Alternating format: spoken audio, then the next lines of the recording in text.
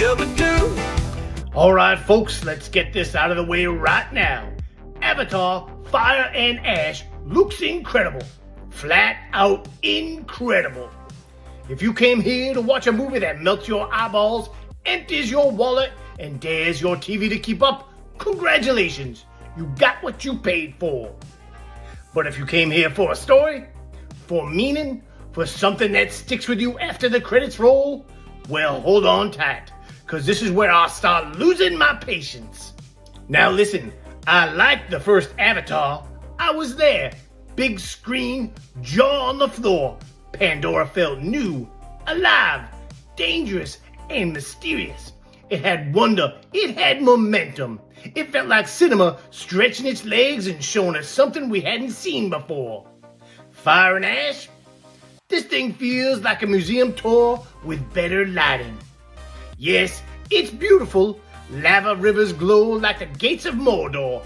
Ash falls through the sky like burning snow. Creatures fly, leap, roar, and shimmer in ways that should not be possible. James Cameron still owns the visual game. Anybody who says otherwise is lying to themselves. But here's the problem. Looks ain't enough.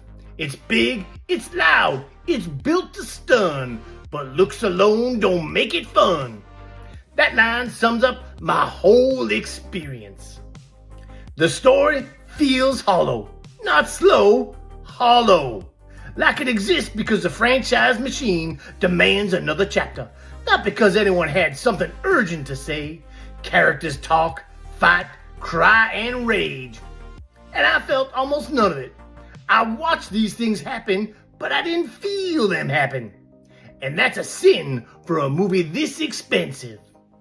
The characters drift through the plot like beautifully animated ghosts.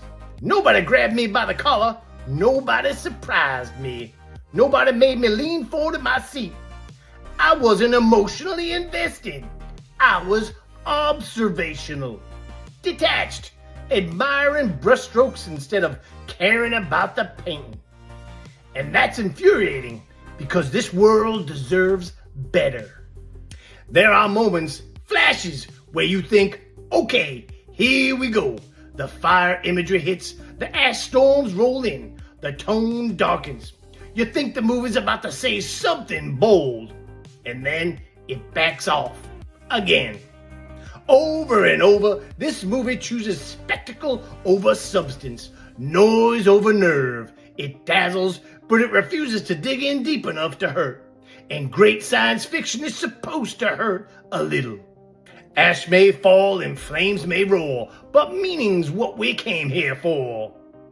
And don't get me wrong, if all you want is a sci-fi theme park ride, this thing delivers in spades. Explosions, aerial chaos, glowing environments that feel handcrafted by gods with unlimited rendering time. You could mute the movie and still walk away impressed. But once the screen goes dark, once the noise fades, there ain't much left rattling around upstairs. I didn't leave angry because it was bad. I left angry because it should have been better. Because the first film proved this world could support real emotion, real stakes, real myth. Instead, this one feels safe, polished, corporate, a gorgeous shell with an echo inside. If all you seek is sights that stun, Pandora still shines under the sun. But don't confuse visual overload with storytelling power. Alright, here's your Jubba 3-point rundown. The visuals are absolutely unreal. Top tier cinema spectacle.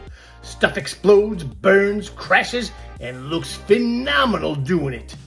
Yeah, go see Avatar, Fire and Ash, but only if you're hungry for visuals, not meaning. That's my take. A feast for the eyes, a famine for the soul, and proof that even the biggest worlds can feel empty if there's nothing solid at the center. Sugar rush, then sugar crash, he's feeling sour, but he can't stop reaching for another can. That's just the way of our Jubba man. Forgets his teeth.